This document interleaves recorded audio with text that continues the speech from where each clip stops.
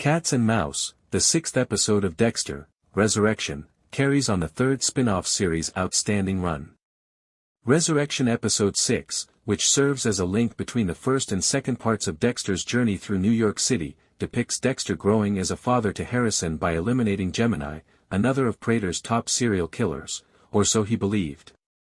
Early in the episode, Dexter gives a heartfelt eulogy for Blessing Kamara's late mother, revealing his human side, which has been startlingly more visible in Resurrection than in previous seasons. But soon after, Prater begins to follow up on Dexter, who is still working incognito as Red, the ridesharing killer, and dispatches the devoted Charley to look into it.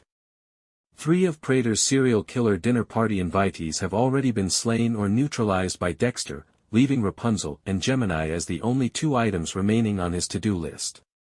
Finally given the opportunity to shine, David Dastmalchian portrays Gemini as conceited, self-centered, and, most startling of all, a twin in Resurrection Episode 6. The fact that there could be 2 persons behind the notorious Gemini killer persona, one of whom takes pride in holding the top rank on the FBI's most wanted list, was something Dexter hadn't expected.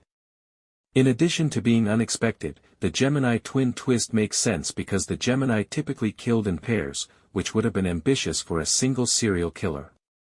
Seeing more of Dastmalchian as Gemini in upcoming Dexter, Resurrection Season 1 episodes is a comfort. Hopefully, he will remain in the Dexter franchise until the end of the first season, as he is one of the most captivating supporting characters. I will admit, though, that given how much Dexter usually enjoys these classic table moments, the Gemini's first kill scene did seem a little crowded. Now that Gemini is not just 1, but 2, it makes more sense. In the moment, however, it seemed as though viewers were denied the opportunity to see what would have been a timeless discussion.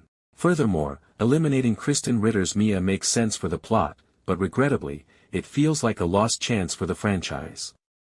After first appearing to be Dexter's ideal match, Ritter's portrayal of Lady Vengeance, even after her notoriety turned out to be a fake, will be greatly missed in Resurrection. As the Bay Harbor Butcher, Batista's quest for Dexter has served as the main focus of Resurrection Season 1. Naturally, he ended himself in Detectives Wallace and Olivia's NYPD offices because his arc has been not only intelligent and strategic, but also exciting, even in little doses. Resurrection Episode 6 also briefly shows Charley's affectionate relationship with her ailing mother, suggesting that it might have ramifications in the road. Furthermore, Harrison offered to watch Elsa's son Dante despite his unfortunate move on her, which almost resulted in a violent conflict between him and Elsa's cruel landlord, Mike Scaripa from The Sopranos. An intriguing feature that provides a respite from the violence in Resurrection is the growing relationship between Dexter and Blessing Kamara. Through their bond, Dexter gets direction and advice on how to be a better parent to Harrison. These scenes allude to one of Dexter's main goals in Resurrection, which is to become as emotionally available as possible, even though they undoubtedly take away from the action, perhaps a little too much for my taste. The clearest example of this is when Dexter and Harrison discuss his future near the end of the episode. Harrison's lack of a dark passenger like Dexter's does not cause him to be rejected. He accepts Harrison as he is instead, and he understands that his mother, Rita, is undoubtedly the source of his innate goodness. After Mia dies, Batista and the 2 NYPD officers will probably work together to get Harrison, who is their next prime target. Meanwhile, Dexter is being watched too much by Prater and Charley to keep Harrison a secret from them as well. Harrison is likely to turn into a significant vulnerability and liability for Dexter, much like the most of the people he has attempted to maintain relationships with. He serves as both proof to Prater that Dexter is a fraud and Batista's link to catching and apprehending Dexter.